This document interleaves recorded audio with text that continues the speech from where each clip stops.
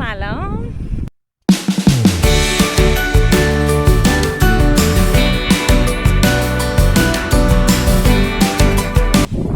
صبحتون بخیر، صبح پاییزیتون بخیر. 8 صبح دارم میرم اول یه نون بربری بگیرم، صبحونه بخورم، بعد با هم دیگه بریم یه جای خیلی خوب. مطمئنم از فامیل دیدین که کجا میخوایم بریم، ولی با من همراه باشید بریم داخل این خونه نوستالژی. خب رفتم یه نون بربری و خام صبحونه گرفتم، نشستم تو همین پارک سرکوچه، همینجا میخورمش، بعد با هم دیگه میریم. صبحونه رو خوردم ولی اصلا فکر اینجاشو نکرده بودم که الان دلم چایی میخواد بعد صبحونه. کاش چایی با خودم میآوردم، فلاکسی چیز.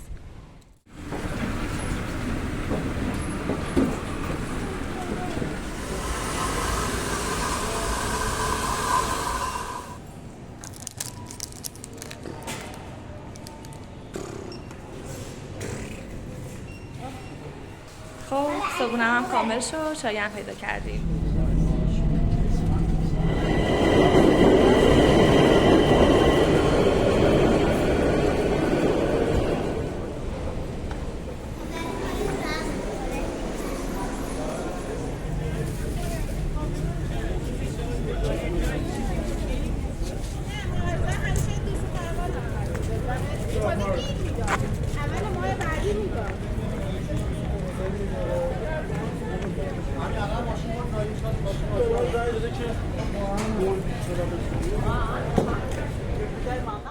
من با مترو تجریش اومدم، الان خیابون شریعتی رو میگیرم، همینجوری پایین میرم تا برسیم به مقصد نهاییمون.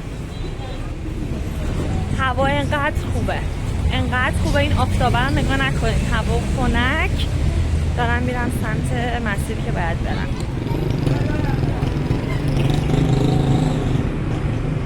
خب یه ذره از شریعتی که میایم پایین تر سمت چپ خیابون کوچه مهنای 2 واردش میشیم و میریم.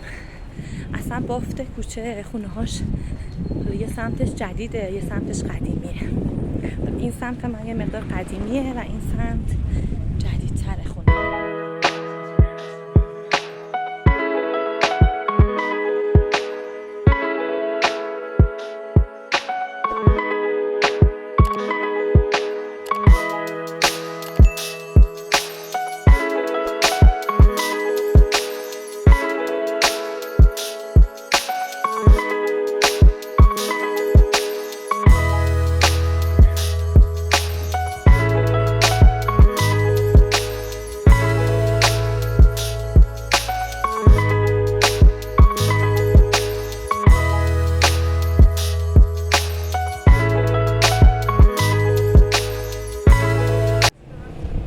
تو این کوچه های قدیمی که میری، حالا یه ذاری بافتاش خراب شده، جدید شدن، ولی بازم درختاشون با آدم صحبت میکنن، میگن که مثلا کوچه ها بعضی دیوارا هنوز موندن و درختای قدیمیشون که با آدم صحبت میکنن میگن که ما از قدیم الایام اینجاییم، هر چقدر هم که بخواد بافت شهر عوض شه.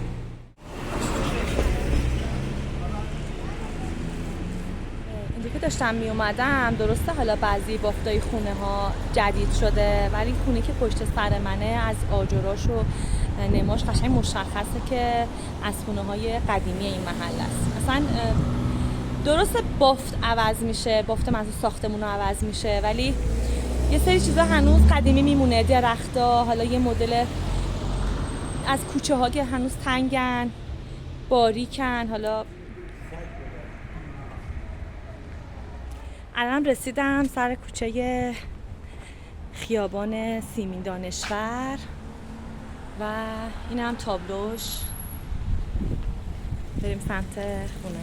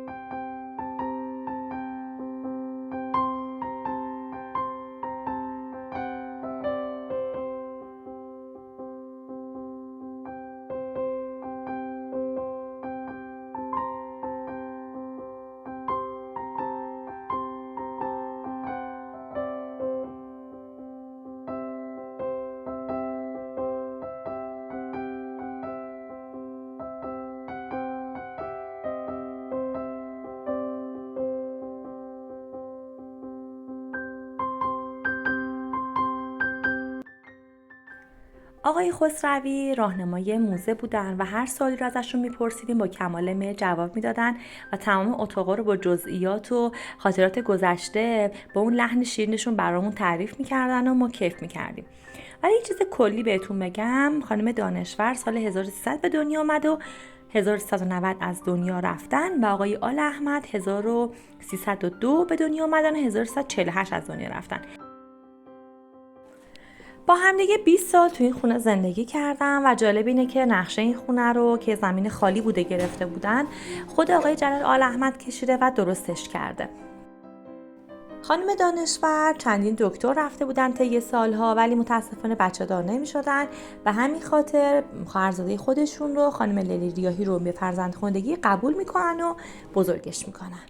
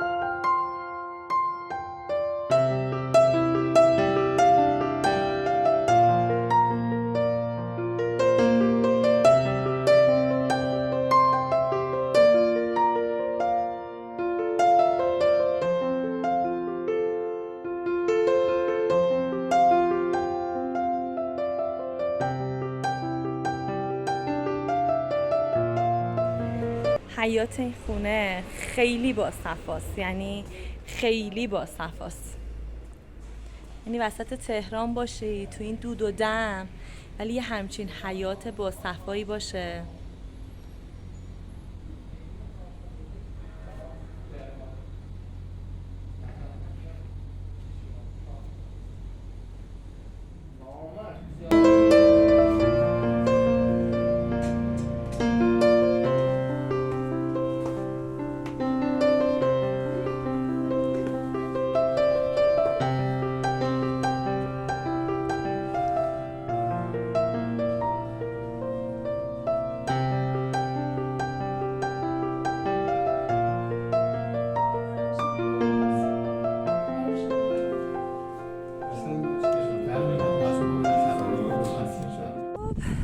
رفتیم خونه آقای جلال آل احمد و سیمین جان، توضیحاتشون هم شنیدیم. الان دارم میرم سمت منزل آقای نیما یوشیچ. آدرس گرفتم، گفتن که کوچه بالاییه. دیدم نزدیکه، گفتم برم مهمونشون بشم.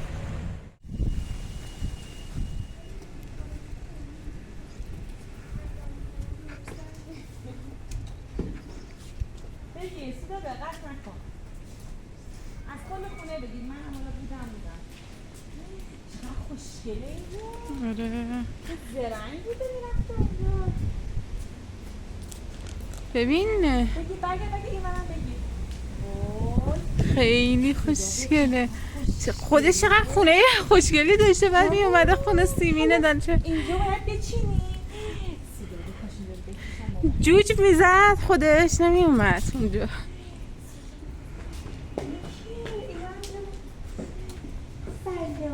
خوشگلی من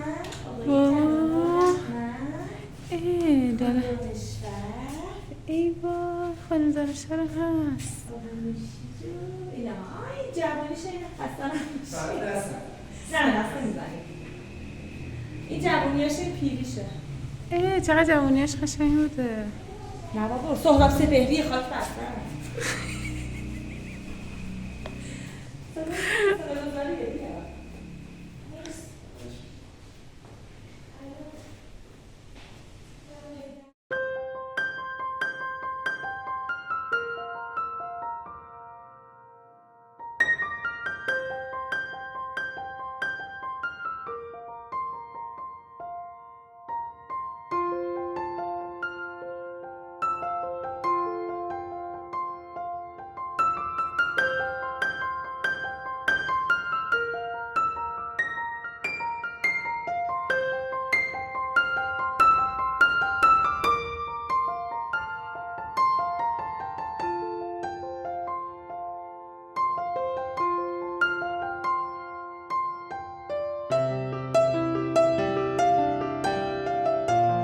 اگه تا اینجا ویدیو رو دیدین و دوست داشتین لایک و کامنت یادتون نره. تو کامنت ها میتونین برام بنویسید که ویدیوهای بعدی در چه موردی باشه.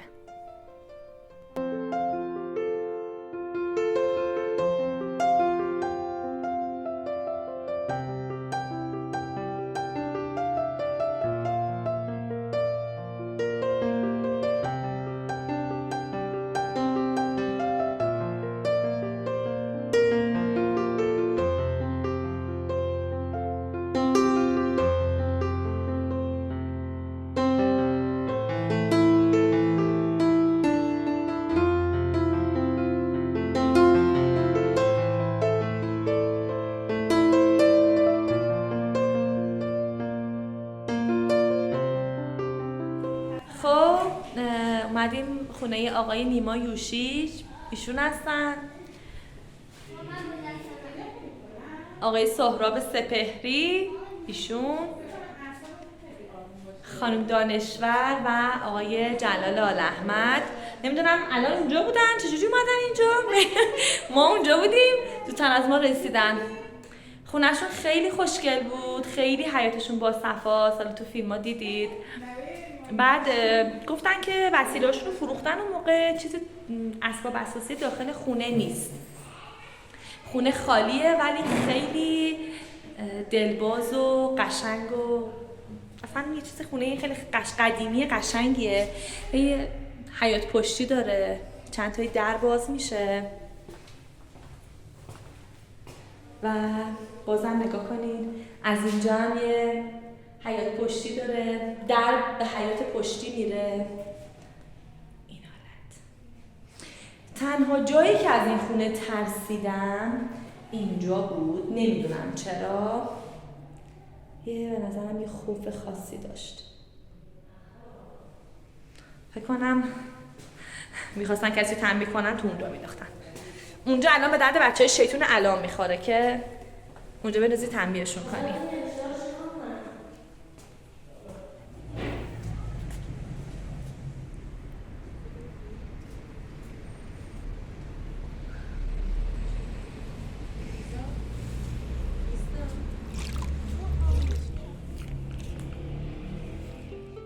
این درختی هم که میبینید خیلی نظر ما رو جلب کرد. به یک سمتی، حالا راست چپ خودش خمیده شده بود و افقی رشد کرده بود، ولی همه شاخه‌هاش به سمت آسمون رشد کرده بودن.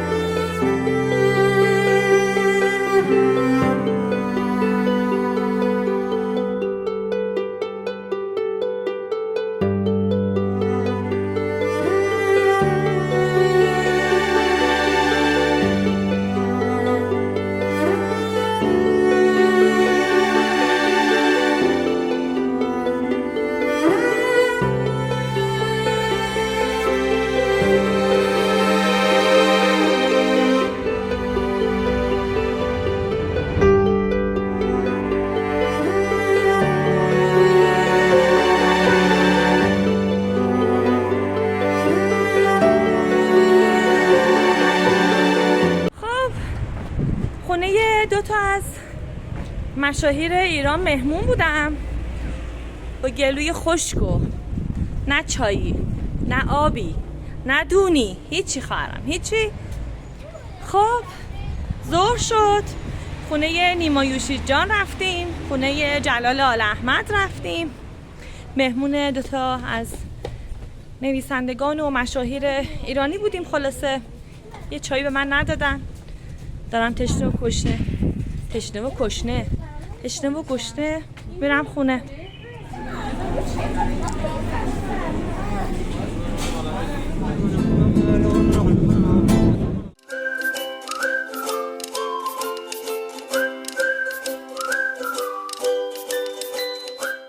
اگه تا اینجا ویدیو رو دیدین و دوست